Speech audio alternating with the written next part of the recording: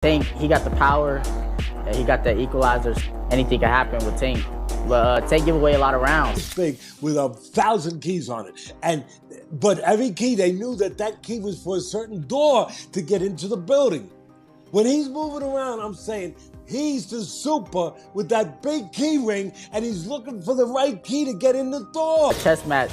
Did you understand in that moment, like, why he is who he is? Yeah, I seen why he's able to beat these guys. Curmel Moton sends a clear warning to Lamont, advising him to reconsider facing Gervonta Davis in a rematch after Tank's powerful new look surfaced.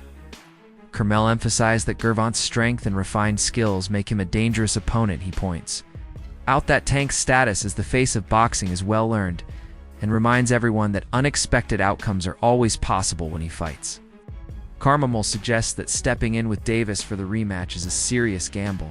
Guy put the pressure, got some skills himself, and I feel like it's gonna be a great fight. I know I'm the better fighter, the more sharper fighter, and I know I'm working harder than him. So, we're gonna see. But I know that I have what it takes, and I'm gonna prove it on the first. Gervonta Davis's recent training footage is causing serious buzz in a brief. Gym clip his physical condition alone signals danger. He's visibly more muscular and moving with explosive speed and focus. Every punch he throws shows sharp intent and frightening accuracy. Observers are quick to note that this version of Davis isn't just training, he's preparing to dominate. His intense form is a reminder that he's not taking his upcoming rematch lightly at all. Music Curmel Moton shares a rare and personal insight from his time sparring with Gervonta Davis.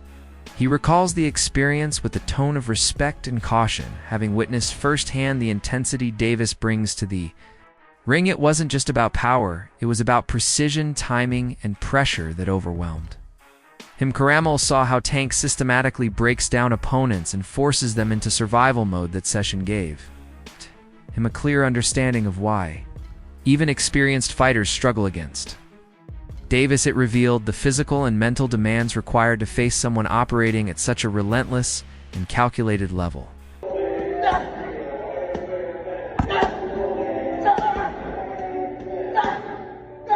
Despite knowing the risk, Curmel once expressed his interest in facing Davis before the champ hangs up his gloves. It wasn't about ego. It was about testing himself against one of the sport's most complete fighters. Curmel saw that facing someone as elite as Gervonta would reveal where he truly stands. That desire, although dangerous, reflects the mindset of a fighter who embraces challenge and respects greatness enough to want to face it firsthand. What was it like when you sparred him? I know you sparred Tank early on. Yeah. What was that experience like? Like, replay that experience for me. Like, you coming out of it, what was your thought? Yeah, I was nervous at first. I think I was 15 at the time we sparred, so he wasn't really like trying to knock me out or nothing like that. But we was going like, he was using the speed on me. Like, we was both like going speed for speed, and it was great. It was like a chess match. Did you understand in that moment, like, why he is who he is? Yeah, I seen why he's able to beat these guys. Then I also seen why I'm I got all this hype around me too. Frequent comparisons between Curmel and Davis don't go unnoticed rather than being offended. Curmel views it as an acknowledgement of his growth being mentioned alongside a global star like Gervonta. Speaks volumes about his promise. He recognizes that Davis has become a defining figure in modern boxing, a face recognized not just for titles, but for consistently thrilling performances. That comparison is a push for Curmel to live up to such a high standard. It's a big fight. Do you think Tank will retire before you can, because there is a small possibility. He's still at 35, so maybe you can catch him at 40 in 5 years, right? He's, what, 29? He'll be 29 November, or he's 29 now? One of the two, so he'll be 30. Technically, it'll be like him fighting Loma. Loma's 36. Or you don't even think about that? I don't think about it. I'm not really focused on it. I'm focused on now, my upcoming fights. Take one fight at a time, but who knows what the future holds. I do know Tank said that he ain't want to be around that much longer, though. From what he said, take care of, not Devin no more. He don't even want to fight Devin no more. But Shakur, what's he said, Tiafimo? I think he said he wanted to retire, but who knows. Oscar De La Hoya, a voice of experience and success, has chimed in regarding the upcoming clash. He acknowledges Lamont Roach's talent and technical abilities, but doesn't hold back when discussing Davis De La Hoya implies that Roach is up against a whole different level of aggression and ring intelligence from his point of view. Lamont may be skilled, but the intensity and explosiveness that Tank brings make this matchup a dangerous proposition.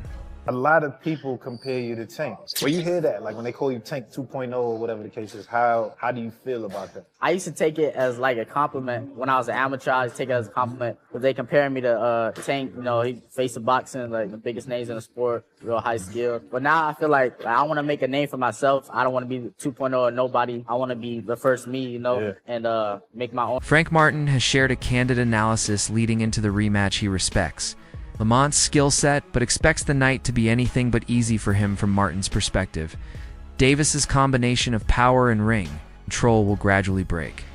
Roach down, he believes Gervonta will apply consistent pressure, forcing Roach into survival mode. Martin's view is grounded in understanding the physical and mental toll a relentless fighter like Davis imposes from the opening bell. No, I think Lamont Roach is a terrific fighter. He might be a little over his head with Gervonta Davis. Gervonta Davis is, I mean, to say the least, he's a beast. He really is. He's a tremendous fighter. He's a dedicated fighter when it comes to training and fighting and making sure that he's in optimal conditions when he steps inside that squared circle. It's going to be a tough night for Roach, but you can never count him out. You know, watching him fight up close and personal, he's sneaky good, which means he can catch you at any time. He can land combinations sometimes at will without you even knowing it. You know, he's that sneaky. So yeah, it's going to be very interesting. But you know, obviously Gervonta Davis has the experience, he has the knowledge, he has that mean streak in him that will take you out with any punch. Steven Espinosa's input adds a broader view to the discussion. He mentions that Davis is most effective in the 135 lb division, where his speed and power align perfectly. Though Davis has competed at 140, it's at lightweight where he truly dominates. Espinosa also reveals behind-the-scenes issues with mega fights like the one with Shocker Stevenson, where negotiations fell through due to deeper contractual issues still. Espinosa is confident about Davis's trajectory and star power. For sure. Waking up in Texas and coming over here, I'm like, geez, that cold is different, huh? Yeah, absolutely. Steven, Tank versus Lamont Roach, right? March 1st, we're going to get this fight here in New York. There are a lot of questions of why Lamont Roach, right? Let's not discredit him. He's a great fighter, great chin, high IQ. But why Lamont Roach? That's the questions that all the fans are asking at the beginning. Look, I think the reality is, I think those are fair questions. I mean, look, when you have fighters the caliber of Tank, you know, of Canelo, the bar is always high. You know, when you continue to perform well against high-level opposition, you know, people expect a lot from you. You know, there were preliminary discussions about the Shakur fight, you know, early on, like back early, you know, for 2024 before this was scheduled. Didn't get very far for reasons I won't go into. But come on. You know, I just think there were, you know, I'm not sure that the time was right. I think, you know, what Shakur was looking for was something different than, you know, he was looking for more of a long-term commitment other than just doing one fight, you know, and so he's got his deal, you know, he's getting busy, he's got a fight scheduled, and, you know, maybe we'll pick up and do something there. But aside from that, I mean, to be candid, you know, those are the big names at 135. I know Tank has gone up to 140, and he would on occasion. He hasn't looked the best there. You know, overall, I think 135 is his best weight. That's it for today's video. Stay tuned until next.